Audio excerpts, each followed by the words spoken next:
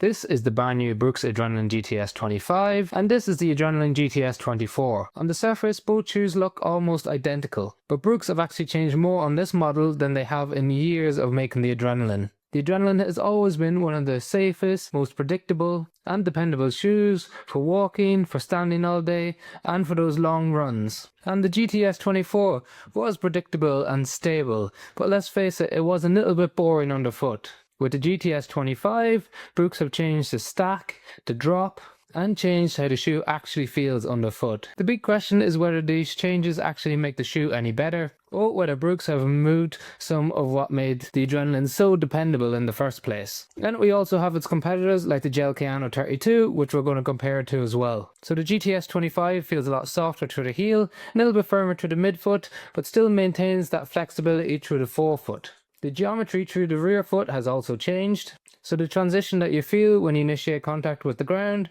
will feel completely different underfoot.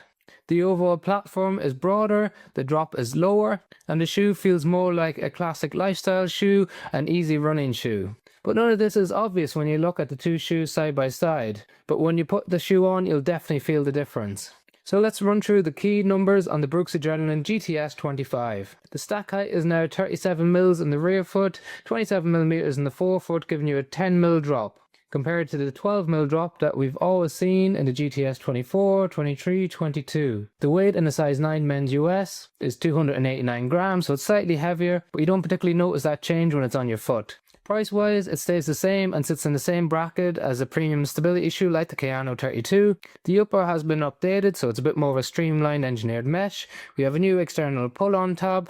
The width is slightly wider than what we get in the GTS 24, and it comes in a standard wide and extra wide version. So let's move on to what I actually like about the GTS 25. Well, with the extra stack underfoot, you definitely get a smoother feel and a softer feel when you initiate contact with the ground, but it's still flexible in the forefoot. Although it maintains its DNA Loft V3 midsole, and it's still got a quite balanced feel overall, so it's not springy or bouncy, but it's not overly firm either. Then we've got the new improved heel bevel, which I'm really a big fan of, so it gives you a much smoother transition when you initiate contact with the ground, brings you forward into the midfoot nicely. So if you're a big heel striker, and a lot of you out there who prefer the Adrenaline due to its higher drop are likely to be a heel striker, this is a much added improvement that we needed and we're looking for from the 23, 24 and now the 25. It's still got that great lockdown and comfort, so it's got that premium cushioning all around the heel cup, an excellent fit as always.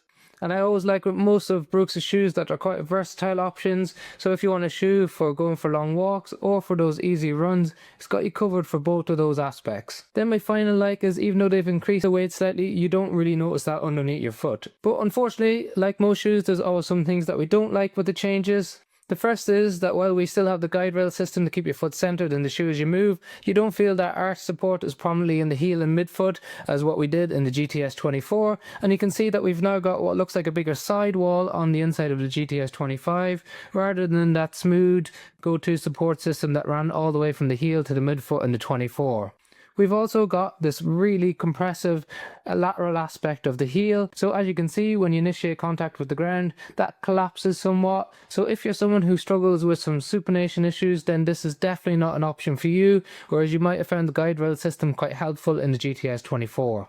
As the forefoot has extra stack in it, but it remains super flexible, combined with the higher drop, not an ideal option for those of you who have arthritis in the big toe, sensitivity around the ball of the foot. This isn't a fast shoe. If you're looking for a stability shoe with a bit more up-tempo nature, you might look towards the Hoka or Arahi 8. Unfortunately, Brooks haven't updated this with some of their better midsoles that we see in the Brooks Glycerin Max, and therefore you get that standard feel underneath your foot, but it's definitely not a fast stability shoe. And finally, if you're someone who's always been a big fan of that 12mm drop, well then you might be quite upset that they've dropped it down to 10. We're finding fewer and fewer high drop shoes on the market now. So the most natural competitor to the Brooks Adrenaline GTS series has always been the ASICS Kayano. Both of them are premium stability shoes, both of them historically provided some form of medial arch support. Well, we definitely have that in the ASICS Kayano 32 and less so in the Andrenaline GTS. The cushioning is much more plush on the ASICS Kayano 32, so you sink into it a lot more, and it has a broader base of support underneath it compared to the GTS 25. It's a little bit stiffer in the forefoot, so it's a little bit more forgiving, and they both have excellent fits on top and are true to size and length. So if you're looking for a shoe with some more arch support, some more supination control as well, then you might look towards the plush feel of the Kayano 32. And then finally, when we're looking from a clinical perspective, the higher drop of the adrenaline has always been useful for Achilles tendonitis, insertional Achilles tendonitis. Having that form of arch support can be helpful for stretch type plantar fasciitis or for posterior tibial tendonitis. You might find now that the less prominent feel of the arch support in the GTS 25 may not give you that same support that you got in the GTS 24. So just something to be aware of. And if you're a little bit of a micro adjuster, you might not enjoy that 10mm drop, as that 2mm drop can play a big influence on the workload that's placed through your Achilles tendon, whether you're walking or running. But let me know your thoughts in the comment section before. Are you a GTS 24, a GTS 25 or a Kayano person? Otherwise, thank you very much for watching.